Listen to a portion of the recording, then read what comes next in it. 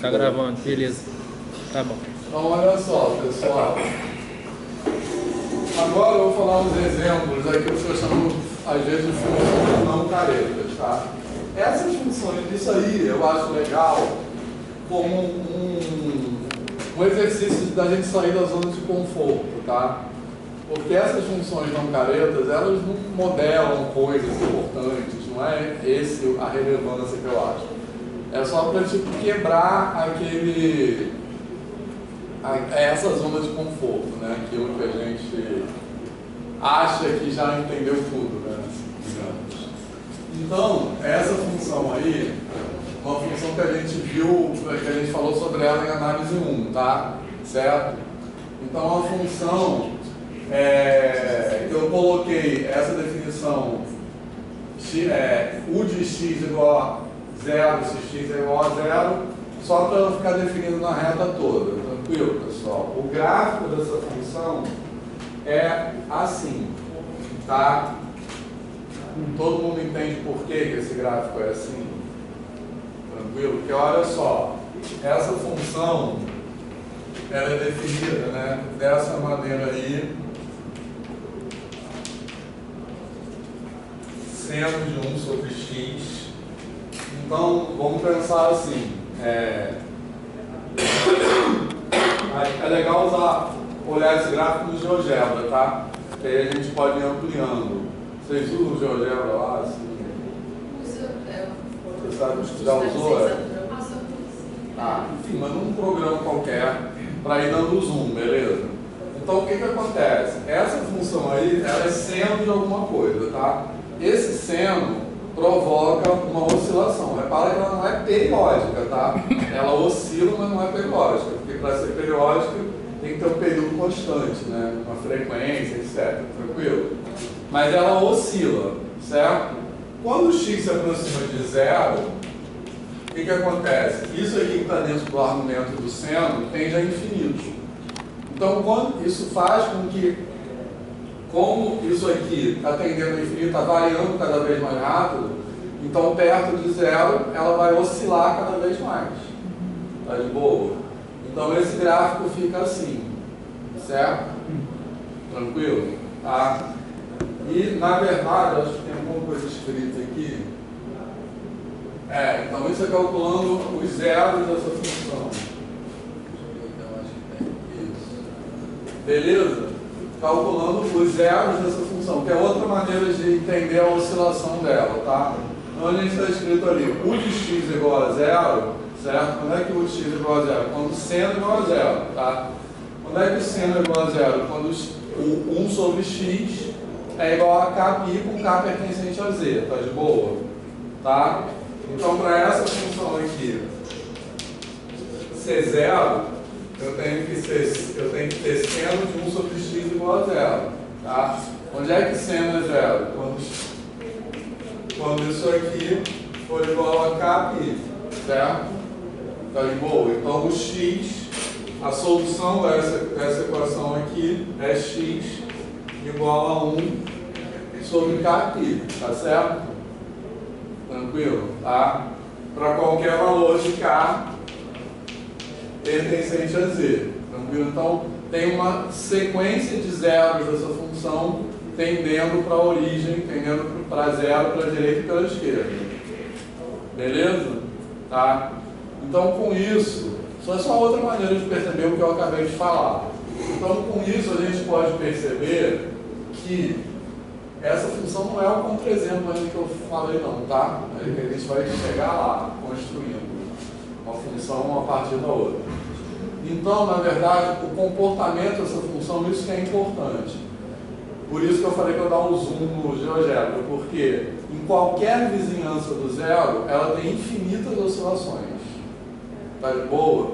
Se eu chegar muito pertinho do zero, tipo assim, um raio 1 sobre 1 milésimo, assim, 1 sobre 1000, ali dentro daquele raio 1 milésimo, ela vai ter infinitas oscilações. Certo?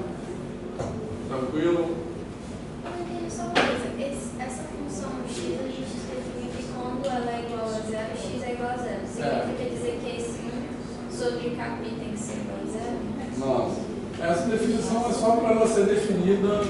Isso aí não afeta nada do que eu acabei de falar.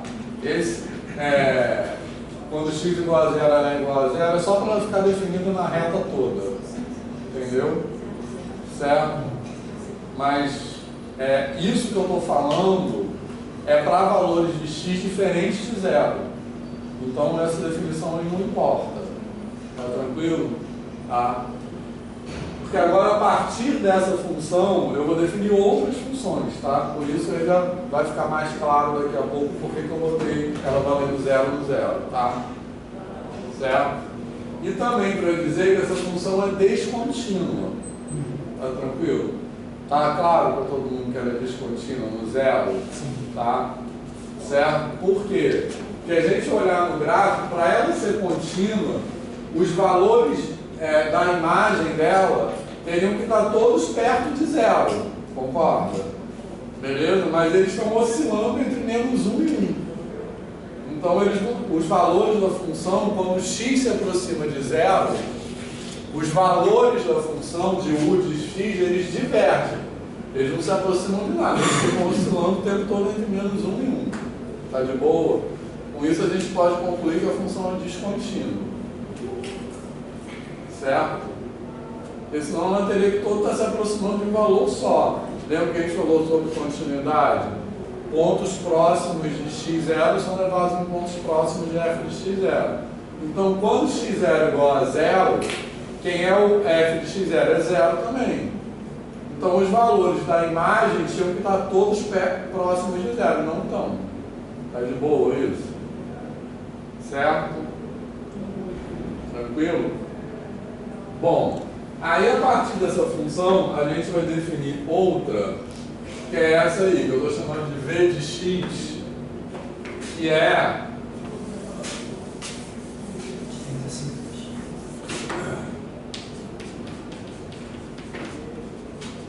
eu estou escrevendo aqui resumidamente, mas é x seno de 1 sobre x, e eu continuo definindo que ela vale 0 quando x igual a 0, tá? Agora isso vai ser mais importante, porque repara só, quando eu multiplico por x, qual é o efeito disso naquela função? A função anterior, como era seno, né, a u, como era seno de alguma coisa, ela vale entre menos 1 e 1. Quando eu multiplico isso por x, ela vai valer entre menos x e x, tá? Beleza? Então, onde essa função u vale 1, a função v vale v de x igual a x. Onde ela vale menos 1, vai valer menos aquele valor de x. Graficamente, isso quer dizer que essa função vai ficar assim. Tá? A gente diz que ela é modulada pela função y igual a x, beleza? Tá? Então ela varia, ela é igual pegar a função anterior, beleza? E ela fica variando, em vez de ser entre menos 1 e 1, fica entre essas duas retas menos x e x, tá de boa? Tá? Mas ela continua tendo aquela propriedade da anterior, que ela tem infinitas oscilações em qualquer vizinhança do zero, tá certo? Se eu me aproximar do zero o quanto eu quiser, ela vai ter infinitas oscilações ali dentro. Tá certo? Só que agora a amplitude está indo para 0 também. Só que agora está indo para 0. Então ela é contínua. Certo? Era isso que... Deixa eu ver o que está escrito aqui. Sim, então ela é contínua. Tá? Beleza? Certo? Porque agora ela satisfaz aquela definição de continuidade, porque os valores próximos de x0 igual a 0 são levados em valores próximos de v de x0, que é igual a 0 também. Tá de boa? Certo, pessoal? Tá? Vocês já viram esse exemplo, né? No ano passado, mas Paulo e Érica, tá de boa esse exemplo, tá? Daqui a pouco vai entrar no que vocês não viram ainda. Bom, e essa função ela é contínua, alguém tem dúvida que ela é contínua ou não, né? Só que ela não é diferenciável no zero, certo? Para x diferente de zero, ela é diferenciável. Então, para x diferente de zero, eu posso calcular a derivada dela normalmente usando aquelas regras de derivação que a gente não demonstrou ainda, mas enfim, não importa, faz de conta, né? Usando aquelas regras de derivação usuais. Então, como é que fica a derivada disso aqui? Para x diferente de zero. Tranquilo?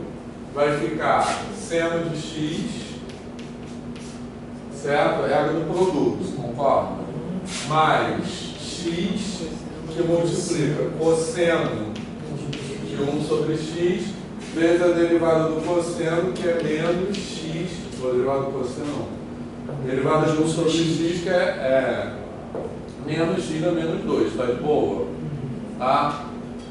E, então a derivada disso aí, para x diferente de zero, vai ficar menos 1 sobre x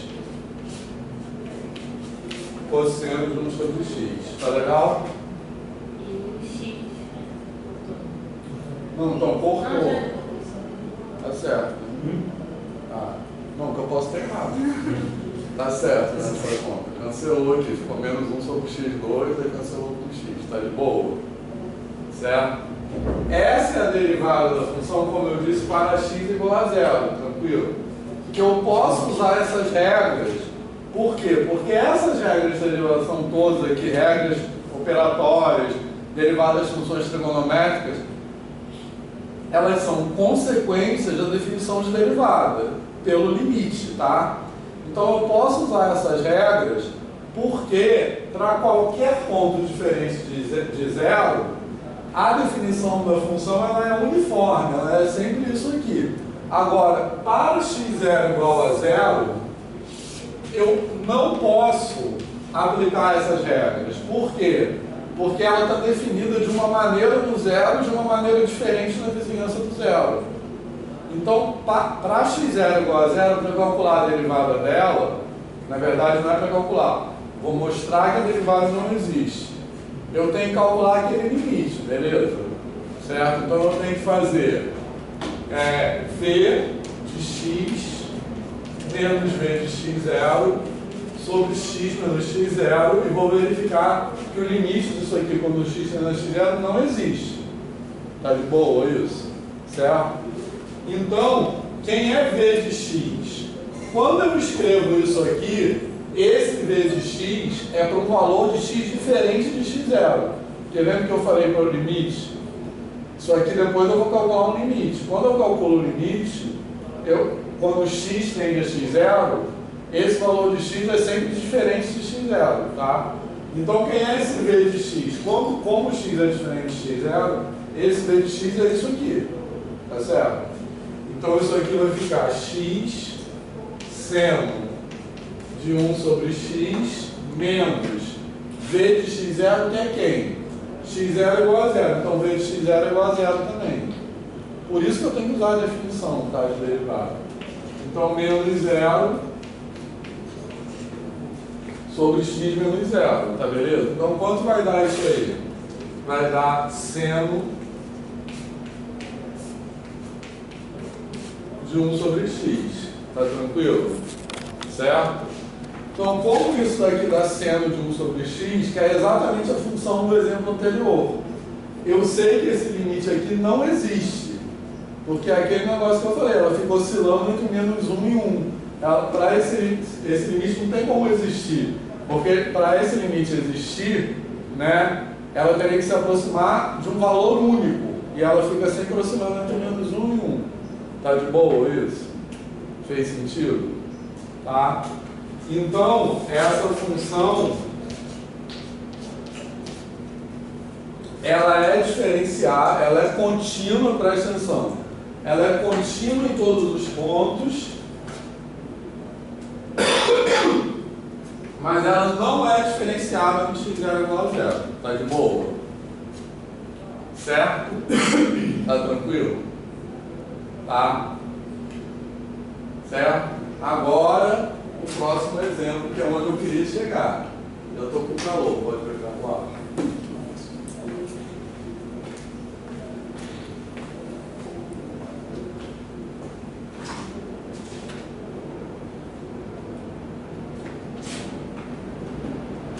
consigo pegar.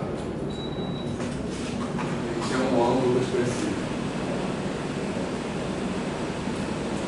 Agora, essa outra função, vamos apagar essa conta aqui.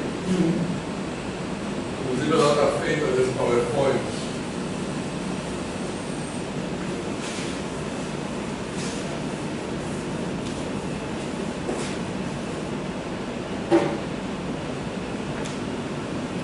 Então, essa outra função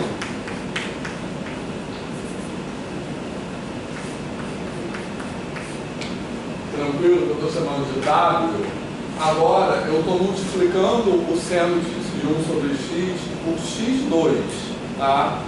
Então ela vai ter um efeito parecido com o exemplo anterior, só que em vez de ser modulada por aquelas duas retas, ela vai ser modulada por duas parábolas, tá beleza?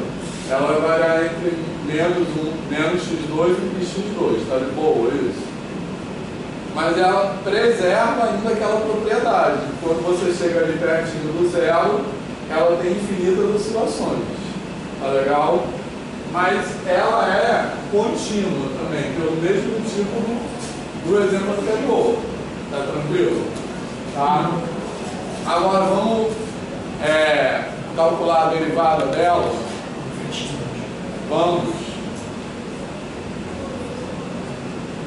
pessoal. Tá?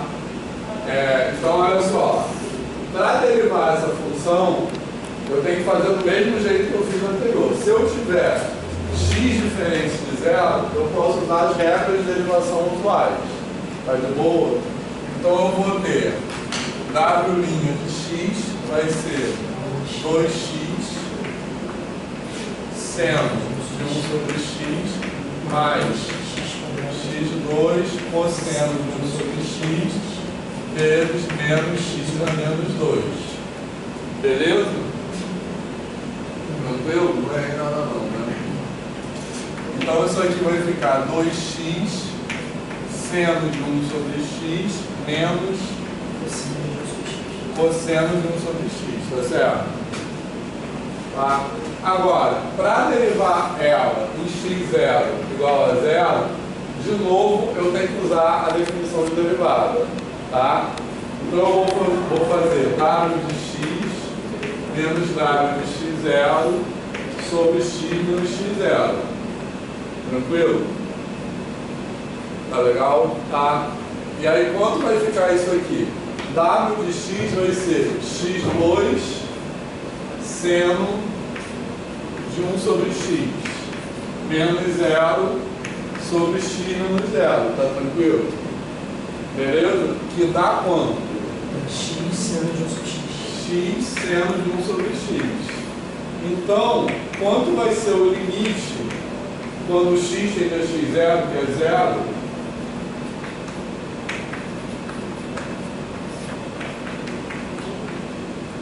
Quanto vai ser esse limite aqui? Quando x tende a 0? Vai ser 0, que é a função do exemplo anterior. Tá? Porque esse x que está multiplicando aqui, embora tenha infinitas oscilações, ele força o limite a ser 0. Tá beleza? Tá? Então, esse limite é quem? É o f' de x0. Tá? O f' não, w'. Tá? Então, eu concluo que w' de 0 é 0. Então, essa função, ela é derivável com 0. Tá? E a derivada dela é 0. Então, ela é derivável em todos os pontos. Tá legal? E além disso, eu mostrei que ela é derivável em 0 e que a derivada do 0 é igual a 0. Tá de boa? Certo? Tranquilo? Tá? Só que esse ponto x0 igual a 0 não pode ser nem ponto de máximo, nem ponto mínimo, nem ponto de flexão. Por quê? Porque em qualquer, por mais que eu desune em torno do zero, ela sempre vai ter uma oscilação ali dentro, ela sempre vai ter infinitas oscilações. Então, para ela ser ponto de máximo, por exemplo, o que ela teria que ter? ela teria que ter uma vizinhança do zero, na qual ela é menor para a direita e menor para a esquerda também. Mas isso não acontece, porque por mais que eu sei, eu sempre vou estar oscilando. Pelo mesmo motivo, ela não pode ser ponto semínimo. E pelo mesmo motivo, ela não pode ser ponto de inflexão, porque ponto de inflexão, o que é um ponto de inflexão? É onde muda de concavidade, certo? Então, para ser ponto de inflexão, ela teria que ter uma vizinhança na qual ela teria concavidade voltada para cima de um lado e concavidade voltada para baixo do outro. Mas isso não acontece com essa função, de novo, porque ela tem infinitas oscilações. Então, qualquer vizinhança que eu pegar, ela vai estar fazendo assim de um lado e assim do outro. Então, nunca vou conseguir isso aqui. Então, todo mundo está convencido que ela não pode ser ponto de máximo, nem ponto de mínimo, nem ponto de inflexão. Beleza? Tá? Certo? Agora, por quê? Qual é o truque dessa função aqui? Ela tem uma propriedade diferente daquelas que a gente estuda usualmente no cálculo 1. Porque, repara só, deixa eu ver se está escrito isso aí. Tá.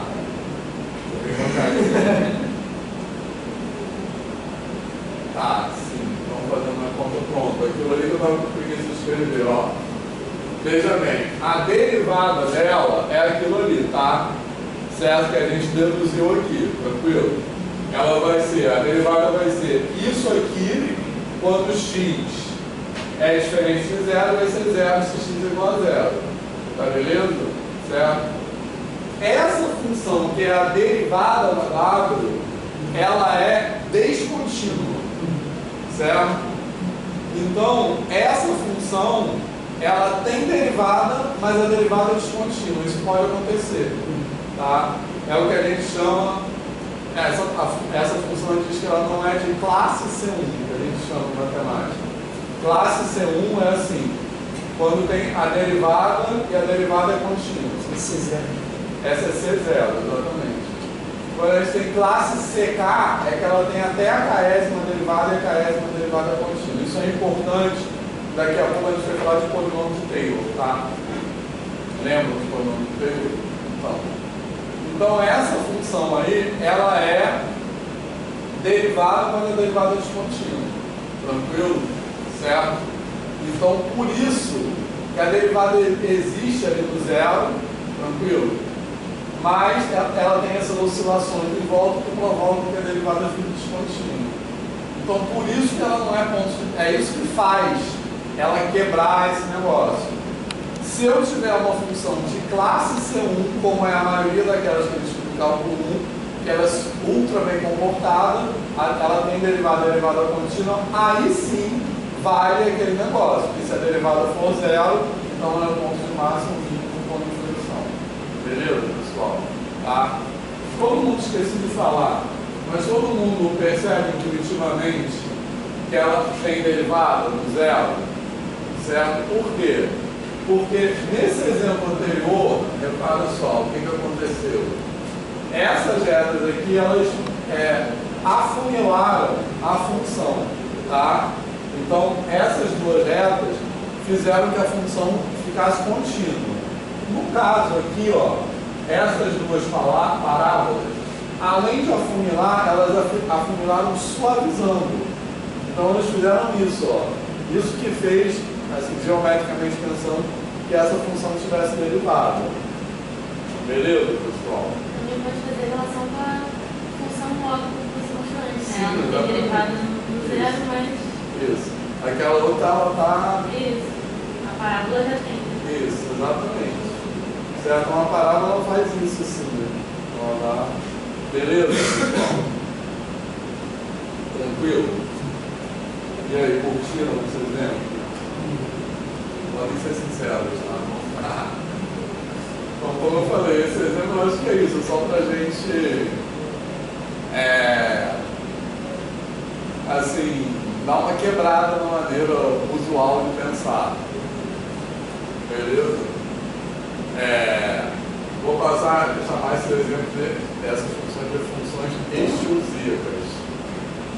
De no candomblé, Exu é aquele que traz a dúvida no que já está pacificado. Né? Então, um pouco esse exemplo. Aquilo que a gente tem certeza, a gente se tira um pouco, sabe? Beleza? Certo? Quer falar dele? Curtiu?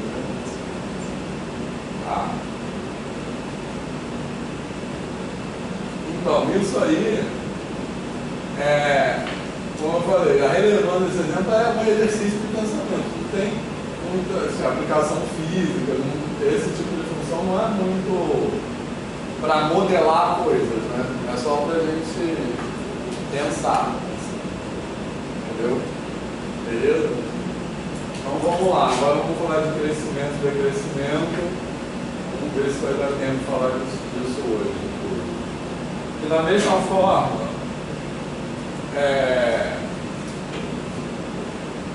não, ele está errado, está escrito assim.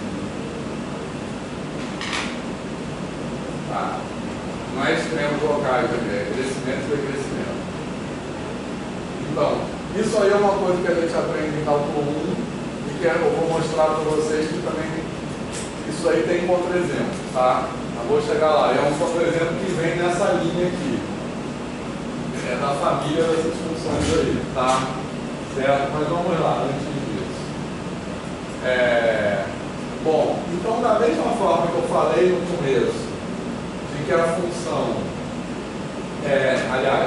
que a definição de máximo e mínimo, ela fica em cálculo 1 muito amarrada com a ideia de derivada, a definição em si não tem nada a ver com derivada a priori, tranquilo? Da mesma forma, às vezes em cálculo 1, vocês podem concordar ou discordar, eu acho que a gente fala assim, ter derivada positiva é quase uma definição de ser crescente. Tá de boa? Certo? Concordo ou discordo? Fica muito amarrado isso. Eu acho que isso fica amarrado pela definição que é dada pela derivada de dimensão da data. Isso. Exatamente. Consequência direta. Acho que sim. Beleza, pessoal? E a definição de ser crescente ou decrescente não tem nada a ver com derivada em si, tá? Certo? Bom, então a gente tem essa nomenclatura aí que às vezes é confusa, tá? Assim, que é essa coisa de ser não decrescente, estritamente crescente, tá? Algumas pessoas preferem simplesmente dar crescente e estritamente crescente, tá? Beleza? Porque olha só, quando eu falo que a função é estritamente crescente, eu posso apagar isso aqui tudo, né?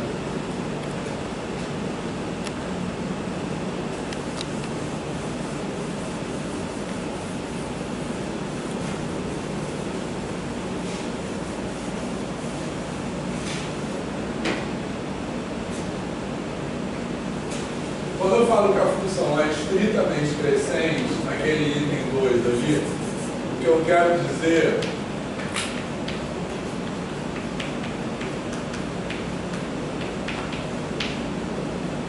é isso aqui.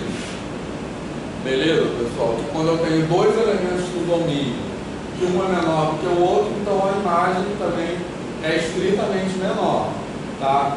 Então eu chamo essa situação aqui de crescente, tá? Beleza? Mas quando eu tenho isso aqui,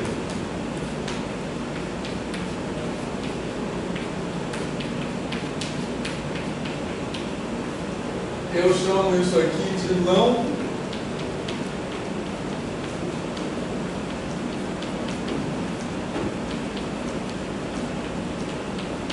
decrescente, beleza, pessoal? Na verdade, é legal usar isso aqui como item, como hífen, porque a função não decrescente basicamente é aquela que pode ser crescente ou constante, tá? Então, se eu tenho uma função que é assim, o gráfico dela é assim, eu não posso dizer que ela é estritamente crescente, tá legal? Mas ela não satisfaz essa definição aqui. Mas ela satisfaz essa definição aqui. Beleza? Se eu tenho dois pontos x1 e x2 tá, x1 menor que x2, então f de x1 é menor ou igual que f de x2. Está de boa? Certo? Beleza? Agora, o cuidado é que a gente dizer que a função é não decrescente com hífen, não é a mesma coisa dizer que ela não é decrescente. Tá? Eu posso ter uma função assim, por exemplo, seno. Essa função aqui não é crescente, não é decrescente, mas também não é não crescente, não decrescente. Confuso? Certo? Porque, na verdade, tudo isso aí é o que a gente chama de funções monótonas. Então, uma função monótona, ela pode ser não decrescente, crescente, estritamente crescente, etc. Essa função seno aqui, por exemplo, não é monótona. Então, essa nomenclatura aí só se refere a funções monótonas, tá? Tranquilo? Mas isso é só para não confundir, isso não importa. Tá de boa isso? Certo? Tranquilo? Bom, aí tem o primeiro teorema, que é mais ou menos o que eu quero falar, é igual ao que a gente falou lá de máximos e mínimos. Tranquilo? Esse teorema aí é verdadeiro. Eu vou fazer a demonstração. Se uma função é não decrescente, então a derivada é maior ou igual a zero. Tá beleza? Certo? E reciprocamente, se ela é não crescente, então a derivada é menor ou igual a zero. Tá legal? Certo? E aí a gente vai demonstrar esse teorema e em seguida vai pensar nas recíprocas, nas variações dele. E a gente vai ver que tem alguns cuidados que tem que ser tomados. Beleza, pessoal? Tá?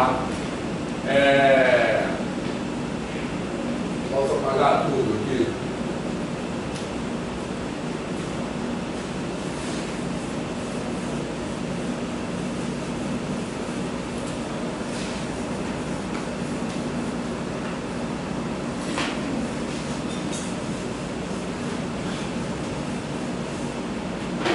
Então, olha só.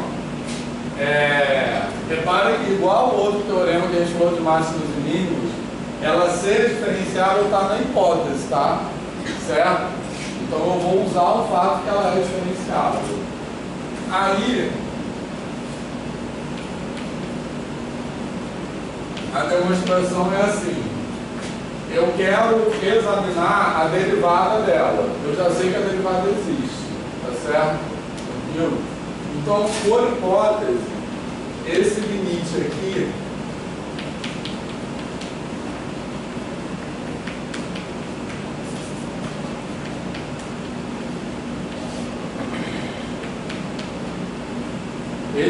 aí existe. Tá tranquilo? Beleza? Tá? Então agora, tudo que eu quero fazer é descobrir o sinal desse limite. Tá de boa? Tá? Bom, então vamos pensar no item 1 ali. Se essa função é não decrescente. Então, o que significa ser não decrescente? Significa que x1 menor do que x2 implica f de x1 menor ou igual que f de x2. Está de boa? Certo? Então, igual a gente fez na outra demonstração, vamos pensar nesse limite aqui, pensando no limite à direita e à esquerda. Tá tranquilo? Tá? Então, se eu olhar para o limite à direita, o que eu tenho? Eu tenho que os valores de x, eu vou pegar valores de x maiores que os valores de x0, tá certo? Beleza? Tá? Isso vai implicar o quê? Que f de x é maior do que f de x0, tá tranquilo? Certo? Maior ou igual, desculpa. Tá de boa? Tá?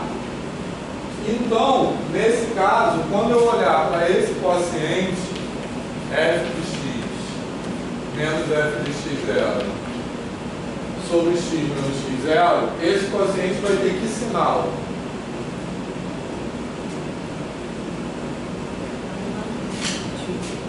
vai ter aqui sinal positivo, concorda? Porque tanto o numerador como o denominador vão ser positivos. Tá? Então eu concluo. Então isso aí vai ser sempre maior ou igual a zero, tá? Para x maior ou igual a zero. Agora, se eu olhar para o limite à esquerda, se eu olhar para o limite à esquerda, eu estou pegando valores de x menores do que x0. Tá legal? Então isso aqui vai dar f de x menor ou igual que f de x0 com uma função não decrescente. Aí, de novo, eu vou olhar para esse quociente aqui. Beleza? Agora, esse quociente aqui vai ser o quê? Agora, positivo. Mas por que ele é positivo? Porque agora tanto o numerador como o denominador são o quê? Negativos. Aqui, os dois eram positivos. Aqui, os dois são negativos. Tá de boa? Beleza? Tá tranquilo isso? Tá? Então, por isso, nesse caso, isso aqui vai ser sempre maior ou igual a zero. Tá? E, analogamente, vamos valer o item 2 e o item 3. Tá? Tá de boa isso? Tá, então esse teorema aí, tranquilo, meio sem graça. Agora vamos ver as variações dele, tá? Certo? Então vou começar com o exercício verdadeiro ou falso. Então o que vocês acham? Item A. Se a função é estritamente crescente, certo? Eu posso afirmar que a derivada é estritamente positiva, certo? Porque olha só, pessoal, o que está no teorema que a gente acabou de demonstrar? Se a função é não decrescente, certo? Então a derivada é maior ou igual a zero, certo? Agora, se ela for estritamente crescente, será que a derivada, eu posso afirmar que a derivada é estritamente maior do que zero? O que vocês acham? João está falando que não responde ainda por quê, mas mais alguém, todo mundo acha que é falso ou verdadeiro? Danilo, acha alguma coisa? Pô, teve aquele exemplo que você deu agora há pouco do intervalo compacto, né? Do domínio compacto, de repente. Mas é mais simples do que isso. Mais alguém tem uma opinião? Acho que é verdadeiro. Tá. Por quê? Sim, se ela é estritamente crescente, na minha cabeça o gráfico é uma coisa que cresce sempre, então a derivada é sempre positiva. Sim. Então vamos lá, vamos pensar na demonstração. Olha só. Antes de fazer essa demonstração, vamos só explicar melhor qual é o argumento dessa demonstração aqui do teorema anterior, tá? Certo? Nessa demonstração aqui, a propriedade que eu tenho, e vamos tentar, deixa eu só escrever mais organizado um pouco essa demonstração aqui, tá? No teorema anterior, no item 1, a propriedade que eu tinha é essa aqui.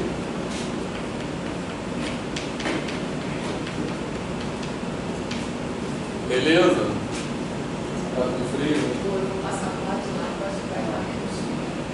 Veremos. A gente pode desligar mais um pouco. Também se está todo mundo bem. Vocês estão com frio, querem que eu desligue? Não? Tá de boa? Se quiser desligar, pode ligar também. Tá, é que eu estou falando. Tá bom. Então olha só, pessoal, no teorema anterior eu tinha essa propriedade aqui. Com isso, eu concluí que esse negócio aqui, que é a razão incremental,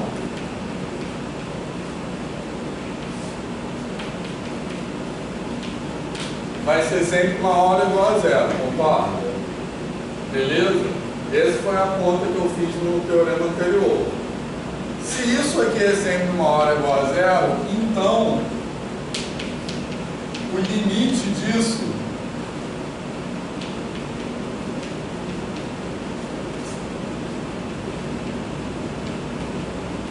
é sempre maior ou igual a zero também, tá de boa? Certo? Esse limite aqui que é a derivada. Tá legal? Certo? Então, o argumento, na verdade, do teorema anterior é que como isso aqui, que é a razão incremental, é sempre maior ou igual a zero, então a derivada, que é o limite disso, também é maior ou igual a zero. Tá beleza? Isso. Certo? Se eu tenho uma função, uma coisa que é sempre maior ou igual a zero, então o limite vai ser maior ou igual a zero também. Tá certo? Tranquilo? Tá? Agora, nesse item A aí, vamos adaptar essa demonstração do item A. No item A, a hipótese que eu tenho é que a função é estritamente crescente. Beleza? Então, o que muda aqui que a função é estritamente crescente? Isso aqui, concorda? Beleza? Isso aí, x1 menor do que x2, vai dar f de x1 menor estritamente do que f de x2. Então, aqui o que vai mudar? Vai mudar isso aqui, beleza? Agora eu botei isso aí assim. Tranquilo? Porque eu botei que esse numerador aqui, ele não é mais, vai ser a diferença, ele não vai ser mais, eu não tenho mais isso aqui menor ou igual que isso, eu botei isso aqui estritamente menor do que isso. Então essa diferença aqui vai ficar estritamente positiva, tá? Então isso aqui é maior do que zero, até aqui ok, beleza? Mas aí eu posso fazer essa implicação se essa função é estritamente maior ou igual a zero, então o limite é estritamente maior ou positivo também. O que vocês acham? Não, por que não? Pensa no exemplo, né, que você já deu essa aula. Qual é o exemplo? Sim. Mas então, antes desse exemplo, por exemplo, isso aqui é x1, mas antes desse exemplo, uma coisa que é positiva, ela pode tender a zero. Ela só não pode tender a um número negativo, mas ela pode tender a zero. Certo? Se eu tenho uma função que é estritamente positiva, eu não posso garantir que o limite dela é positivo também. Então, essa implicação aqui não vale. Tá? A implicação que vale é essa. Tranquilo? Então, acrescentando essa hipótese, eu não ganho nada, porque a implicação continua funcionando, entendeu? Ali não dá para ver. Tá. Ali é mais frio. Ali é mais frio, verdade. Mas a gente pode eliminar. Não, tá bom, já. Tá tranquilo. Mas se convenceu isso aqui. Convenci. Então, um contra-exemplo é x3, como a Amanda falou. Porque repara só, x3 é estritamente crescente, concorda? A função f de x igual a x3 satisfaz isso aqui, beleza? Mas ela tem derivada igual a zero em um ponto. Quer dizer, eu não posso afirmar que a derivada é positiva em todos os pontos. Então, o numerador vai a zero mais rápido que o denominador. Beleza, pessoal? Certo? Tranquilo? Agora o item B. Alguma dúvida sobre o item A? Tá. Agora o item B. O item B é a recíproca do teorema anterior. Vocês acham que isso aí é verdade? E se a função, se a derivada do item anterior falava, se a função é não decrescente, então a derivada não é igual a zero. Agora, será que vale a recíproca disso? E se a derivada não é igual a zero, então a função é crescente? Esse aí tem uma pegadinha. O que vocês acham? Sim ou que não? Eu ia falar que sim, mas agora falou pegadinha. Isso. Beleza? A pegadinha é o seguinte, isso aí só vale se o domínio for um conjunto conexo. Tá? Então eu estou dando esse exemplo aí. Posso apagar isso aqui? Esse exemplo é o seguinte.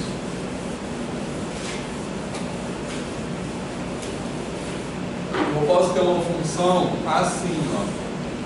que o domínio da função tem dois pedaços separados. Tá de boa? Certo? Então ela pode estar assim e um pedaço assim, ó, aqui. Essa função aqui, ela não é crescente. Tranquilo? Tá? Por quê?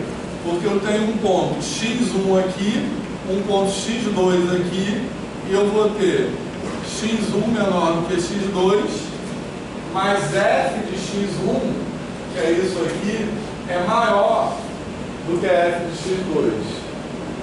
Tá legal, pessoal? Então essa função não é crescente, mas a derivada dela é positiva. Esse exemplo que eu estou dando ali, ó, certo? Que é um exemplo parecido com esse, né? Seria um desenho assim, ó.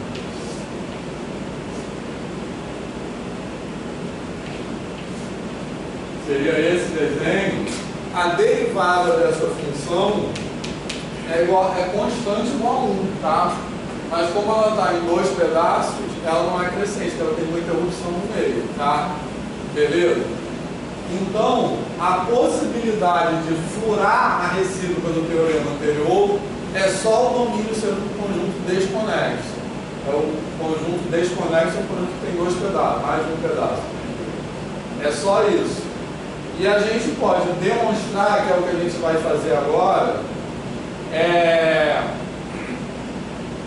que se o domínio for conexo, então vale a recíproca do teorema anterior.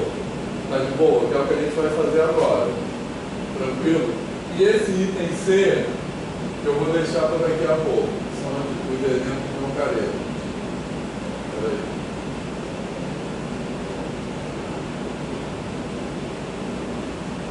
Depois eu volto nisso aí. Vamos fazer. A gente vai fazer a demonstração desse item B. Eu vou demonstrar que ele é verdadeiro, acrescentando se a hipótese do domínio não ter uma interrupção. Tá? Beleza? Tranquilo? E para demonstrar isso, a gente vai precisar do nosso teorema do valor médio, tá? Certo? Que é um teorema que tem uma interpretação física, né? Que ele fala, se você tem um movimento que tem uma determinada velocidade média, beleza? Total, assim, de T0 até T1, beleza? Que tem uma determinada velocidade média, obviamente isso não quer dizer que a velocidade instantânea foi sempre igual àquela velocidade média. A velocidade instantânea pode ficar maior ou menor que aquela velocidade média. Mas vai ter algum momento, um instante pelo menos, que a velocidade instantânea tem que ser igual à velocidade média. Pelo menos em um instante. Nesse desenho aí, em 2 instantes. Tranquilo, pessoal? Certo? Tá? Então, o que o teorema do valor médio diz? Se eu tenho uma função escrever aqui.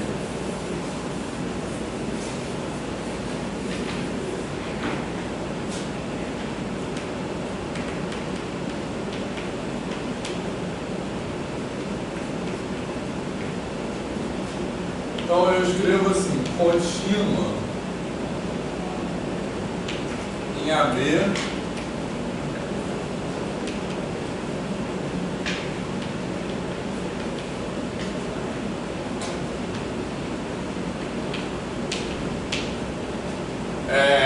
diferenciado em contínuo em AB fechado e diferenciado em AB aberto, tá? Beleza? Vou falar sobre essa redação, por que o teorema é escrito assim. Mas o que ele quer dizer? Que existe pelo menos um ponto no interior do intervalo, aqui eu tenho AB, aí faz de conta que o gráfico, o desenho é um gráfico mais simples que aquele lá. O gráfico é assim, beleza? Tranquilo? Então, eu vou escrever f de B menos f de A. Tá legal? Sobre B menos A. O que é isso aqui? Isso aqui é a inclinação dessa reta. Concorda? Beleza? Ou seja, é a velocidade média global, é a taxa de variação média. Tá legal? Beleza? Então eu vou demonstrar que existe pelo menos um ponto no interior desse intervalo. Beleza? Tranquilo? No qual a derivada dessa reta aqui vai ser paralela a essa. Tá?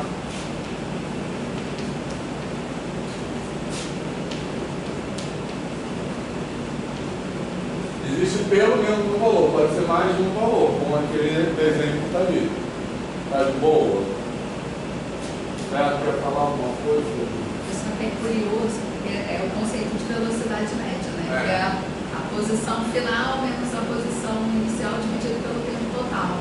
E a velocidade média não é a média das velocidades, porque isso também é uma coisa que os alunos confundem às vezes, né? Porque você pode ter, né, como você desenhou ali em C, a velocidade instantânea em C coincide com a velocidade média.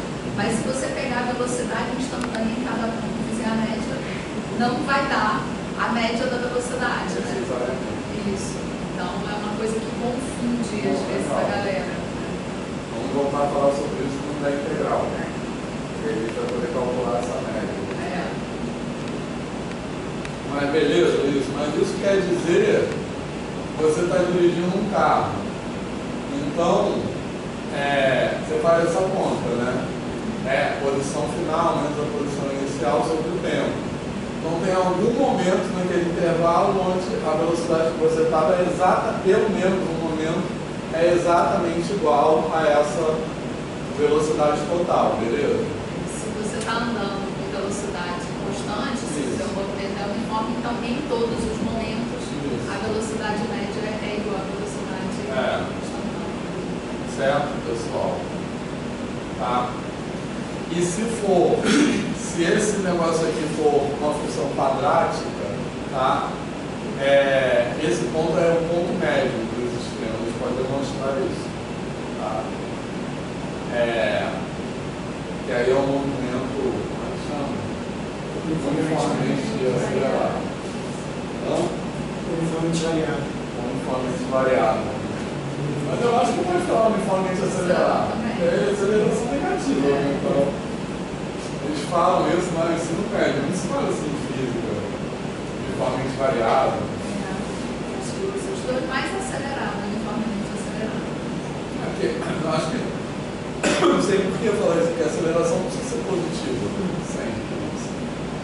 Beleza? Eu acho que no ensino médio, quando eu aprendi que tinha um movimento, ele tinha uniformemente variado, acelerado, que é com aceleração positiva, o movimento ele tinha uniformemente variado e retardado, que é com a Aceleração negativa. Eu não gosto desse negócio, Eu odiava isso. eu não gosto de forma geral dessa coisa de ficar dando muita palavra, sabe? São meus nomes. Porque eu acho que é um conceito só, aceleração. E eu acho que quando você fica falando muita palavra, assim, eu acho que é meio que uma coisa que parece mais complicada do que é, sabe? Eu acho que é uma classificação meio que não serve pra nada, assim. É igual fração, né? Que tem fração imprópria, fração aparente. Fração, né? Com ponto. Entendeu? Eu acho que isso dá uma coisa que aquele negócio é complicado, assim, sabe? Mais complicado do que é, bem artificial. Assim. O ensino médio a gente faz muito isso, né? Fica dando os nomes. só para ter que decorar um nome. Exatamente, só para ter que decorar o nome. Beleza, pessoal? Vamos demonstrar isso aqui. E aí, como corolário, vamos demonstrar aquele negócio lá. Tá legal? Certo? E vamos aqui. 10 e 5 já. Mas vamos lá, vai dar tempo. Olha só. Primeiro, algumas observações sobre o enunciado. Tá? Como eu falei, por que a gente escreve assim? Ela é contínua no intervalo fechado e diferenciada no intervalo aberto. Porque primeiro, eu não posso escrever direto, ela é diferenciada no intervalo fechado, porque nas extremidades a derivada não é definida. Tá beleza? Então, por isso, eu só posso falar de derivada no intervalo aberto. Tranquilo? Certo? Então, eu não posso escrever a função diferenciável no intervalo fechado. Tranquilo? Certo? Tá? Porque isso não existe. E também não posso escrever a função diferenciável no intervalo aberto, sem fazer essa observação de que ela é contínua no intervalo fechado. Por quê? Porque senão eu poderia ter uma situação assim, ó.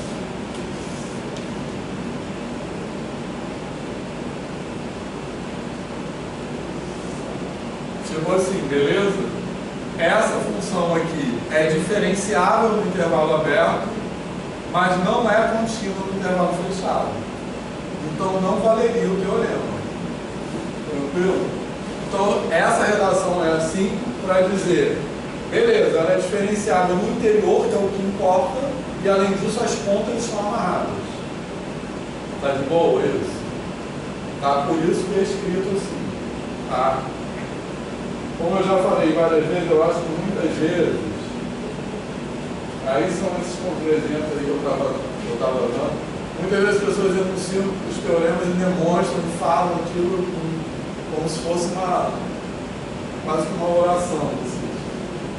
Então esses são os exemplos disso, tá? Esse exemplo aqui é isso, porque é a mesma coisa que eu falei aqui, tá? Essa função que está aqui, ela é diferenciada no intervalo aberto, mas não é contínua no intervalo fechado. Tá? E aquela função ali, ela é contínua no intervalo fechado, mas não é diferenciada no intervalo aberto. Ela tem um ponto ali no meio onde ela não é diferenciada. Então por isso que as hipóteses têm que ser essas. Tá de boa isso? Tranquilo? Tá? Agora vamos demonstrar o teorema. A demonstração desse teorema é tranquila. Eu sei que é proibido falar isso, mas só falei que está no final da aula. Vocês não ficarem ansiosos. Sempre falo que é proibido falar que qualquer coisa é fácil. Mas não falei fácil, falei tranquilo. E esse teorema aí, a demonstração dele, ela é assim. A gente demonstra. Tem algumas situações em matemática onde acontece isso. A gente demonstra primeiro um caso particular, depois generaliza. Tá legal? Certo?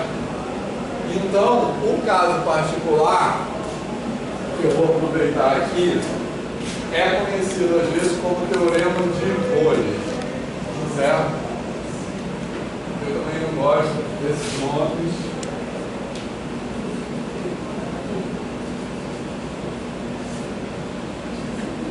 O teorema de Rhodes é isso aí, e além disso, eu acrescento a hipótese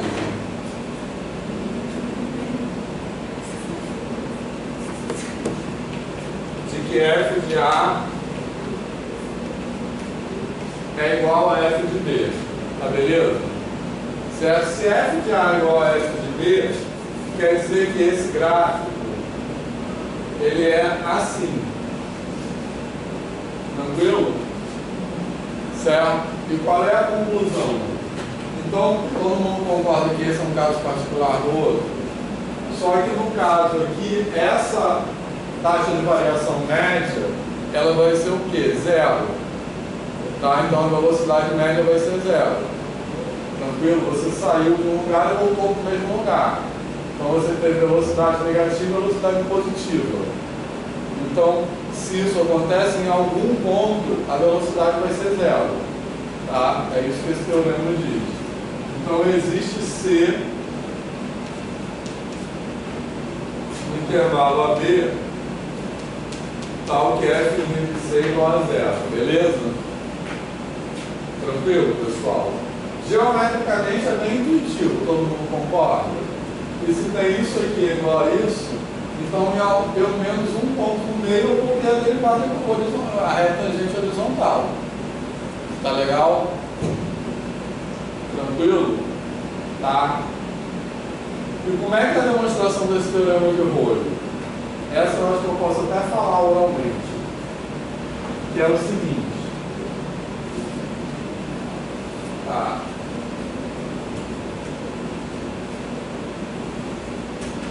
Está ali escrito teorema de Rho. Olha só, a demonstração que você pode acompanhar pelo PowerPoint. Porque olha só, qual é a demonstração? Reparem nessa função aqui. Ela é contínua no intervalo fechado. Tá legal? Se ela é contínua no intervalo fechado, ela tem, pelo teorema que eu falei no começo da aula, ela tem um ponto de máximo e um ponto de mínimo. Concorda? Certo? Beleza? Pelo aquele chamado teorema de Weierstrass. Certo? Tá de boa isso? Agora olha só. Se esse, então isso aí admite pelo menos um ponto de máximo, admite um ponto de máximo e um ponto de mínimo. Beleza, pessoal? Agora olha só. Se tanto o ponto de máximo quanto o ponto de mínimo, ambos ocorrerem nos extremos do intervalo, certo? Então o valor no máximo seria igual ao valor no mínimo, concorda? Então a função seria o quê? Constante, porque se o valor no máximo é igual ao valor no mínimo, a função é constante. Se a função é constante, o teorema está demonstrado, que a derivada é igual a zero em todos os pontos. Beleza? Certo? Então isso aí que eu acabei de falar. Beleza? Certo? Agora, se pelo menos um deles ocorrer no interior do intervalo, então a derivada vai ser zero nesse ponto, que é uma coisa que a gente já demonstrou. Tá? Então, pronto. Todo mundo concorda que a demonstração desse teorema é tranquila? Sim? Tá de boa? Tá legal? Beleza? Então agora vamos demonstrar o teorema do valor médio a partir do teorema de Rho. Então, isso aí que a gente vai fazer, certo? Agora vale o teorema de Rho e vamos demonstrar o teorema do valor médio, tá? Isso aí que eu estou fazendo é um cisalhamento no gráfico. Sabem o que é um cisalhamento? Em álgebra linear a gente aprende isso. Ou não, deveria. Cisalhamento é aquele movimento que a gente faz com baralho de cartas. Entendeu? Que você desliza uma dimensão sobre a outra, preservando a outra. Então é diferente de inclinar. Quando a gente inclina, a gente faz uma rotação. Tá? Cisalhamento é assim. Beleza? Então isso que eu estou aplicando no gráfico é um cisalhamento no gráfico, não é uma rotação. Deixa eu desenhar o que é isso. Agora, eu quero demonstrar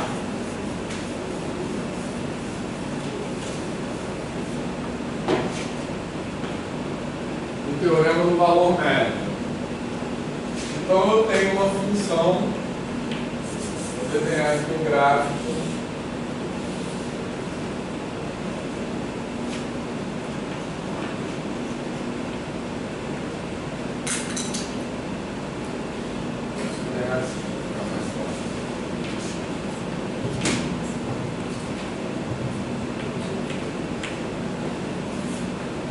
Beleza, pessoal?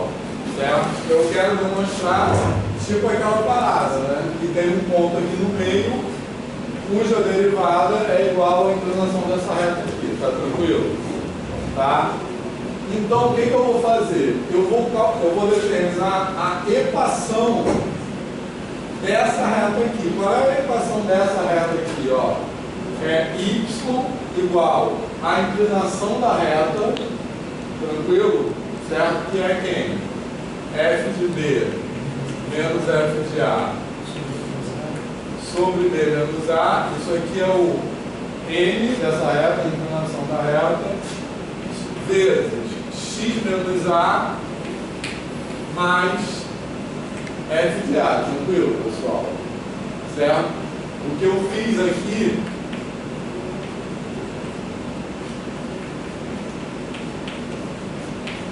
é montar a equação da reta assim, tá de boa?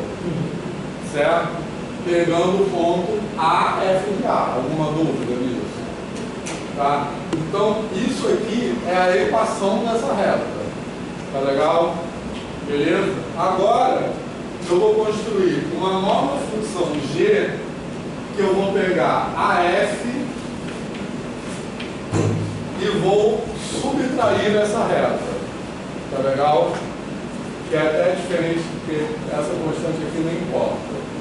Tá? Na verdade, basta eu subtrair uma reta com essa inclinação. Tá? Então, eu vou esquece esse termo independente aqui, eu vou subtrair só essa parte aqui. Tá? Então, vai ficar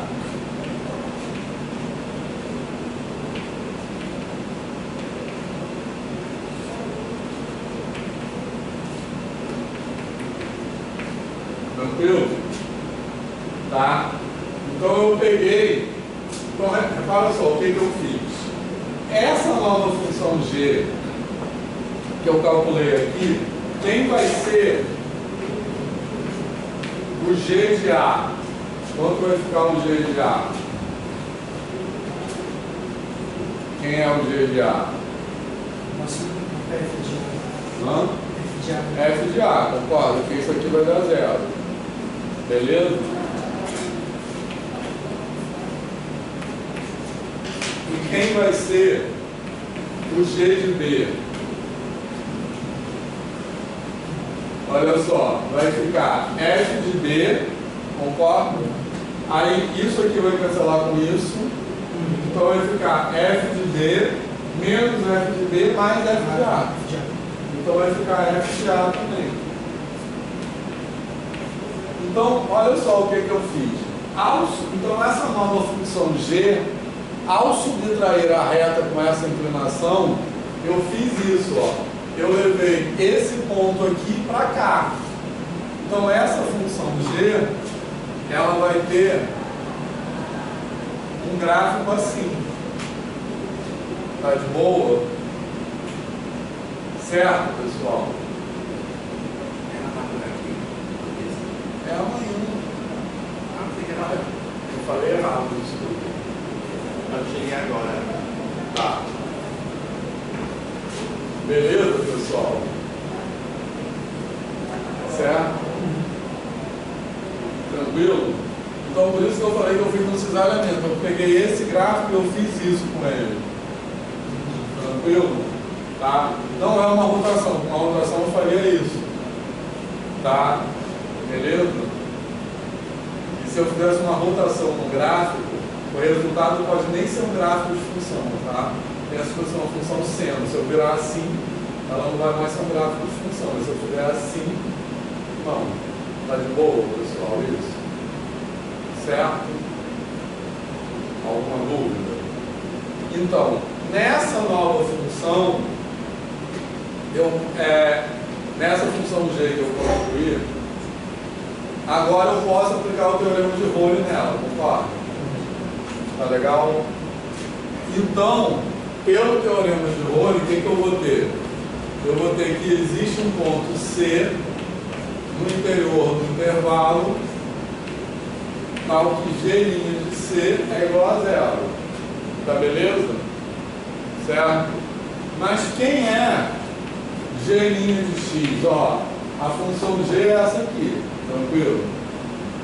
Então, G' de X é F' de X menos a derivada disso aqui. A derivada disso que está aqui é 1. Tá?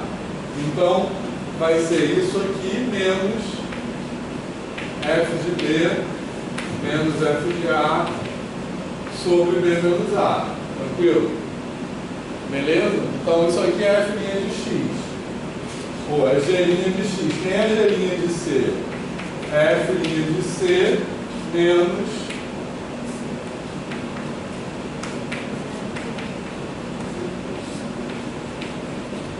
tá de boa? Certo? Como eu sei que F' de C é igual a 0, então isso aqui é igual a 0. Se isso aqui é igual a 0, que F' de C é isso aqui. Percebe geometricamente o que eu fiz? Eu tinha essa função f, aí eu fiz isso. Concorda?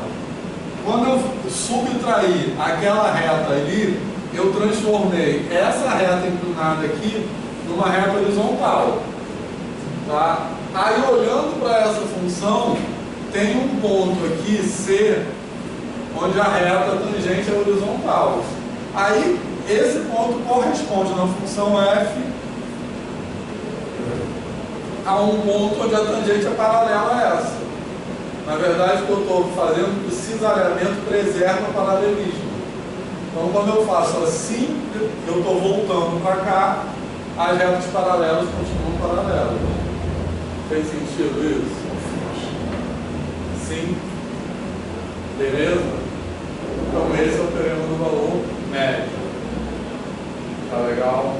Quer falar, Pedro? Tá. Então, agora, só para acabar a aula, vamos... Alguma dúvida nessa demonstração? O que você está achando dessa demonstração? Beleza. Nunca tinha visto. Então, tá gostando? Vamos só tentar uma ideia. Olha só. Então, agora, para acabar a aula, vamos demonstrar esse teorema aí, que é a recíproca daquele primeiro ali que a gente fez, como consequência do teorema do valor médio. Tá legal? Certo? Lembra que a gente já demonstrou, só que a recíproca é mais forte do que a ida, tá? Que aí vale esse negócio de estritamente, essas correspondências. Tá?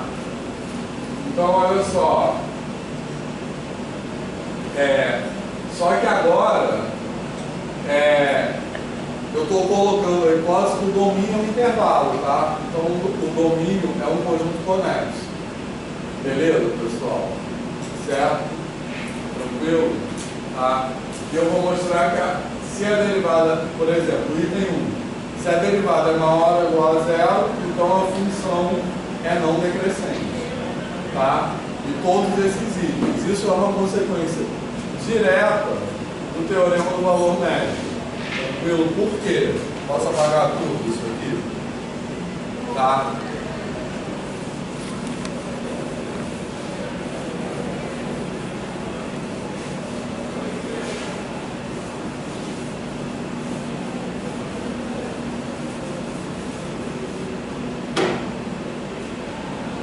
Bom, então, vamos demonstrar todos os itens desse teorema aí. Tranquilo? Certo? Então, eu vou pegar dois pontos, x1 e x2, pertencentes a esse intervalo AB. Beleza? Tranquilo? E vou pegar x1 menor do que x2. Tá de boa? Certo? E aí eu vou olhar para esse negócio aqui, ó, f de x1 menos f de x2 sobre x1 menos x2. Tá certo? Tranquilo, aliás, eu vou botar ao contrário, só para sair bonitinho. Vou botar x2, x1, x2, x1. Tá legal? Certo? Tranquilo? Tá? Então, pelo teorema do valor médio,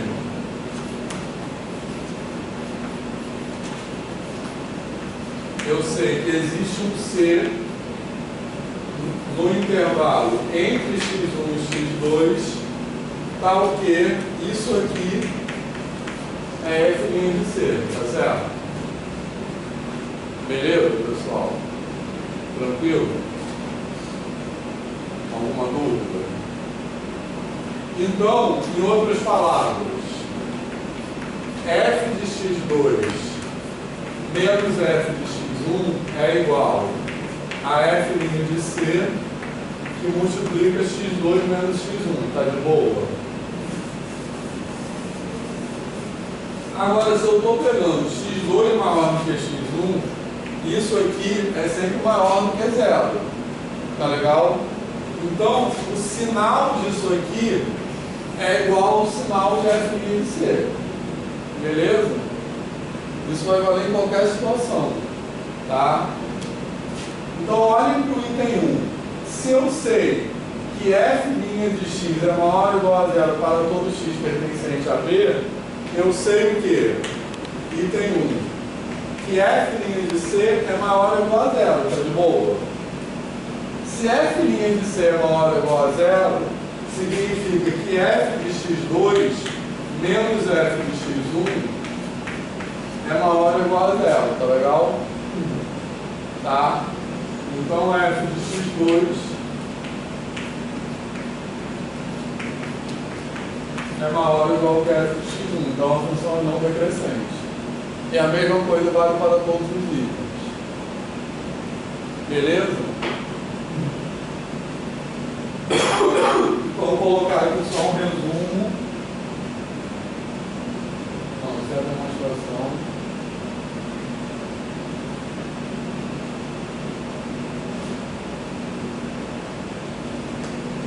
Tá, isso é o resumo do que a gente viu até agora. Naquela direção, se a função é não decrescente em B, então a derivada positiva vale em qualquer domínio. Mas à volta, eu tenho aquela pegadinha que eu falei que se o domínio for separado, eu não posso afirmar que a função é globalmente crescente. Então eu tenho que fazer aquela separação. Mas se o domínio for conexo, pelo teorema do valor médio eu consigo demonstrar isso aí. Beleza? Então, é isso. Alguma pergunta? Tá. Beleza. Tá. Então é isso.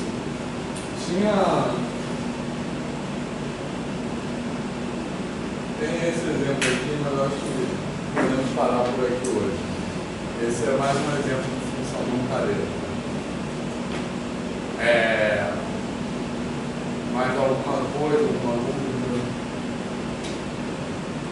Então a gente pode só resolver aquela questão do horário. A gente acha melhor começar 1h30, né? E assim, o seminário do meu grupo é terça-feira, de 11 a meio-dia.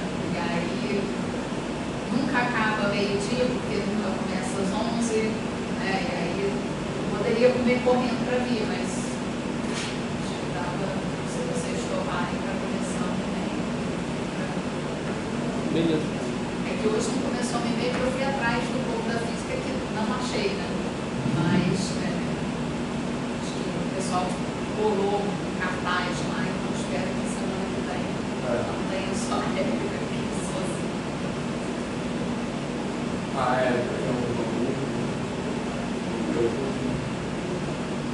Vocês também.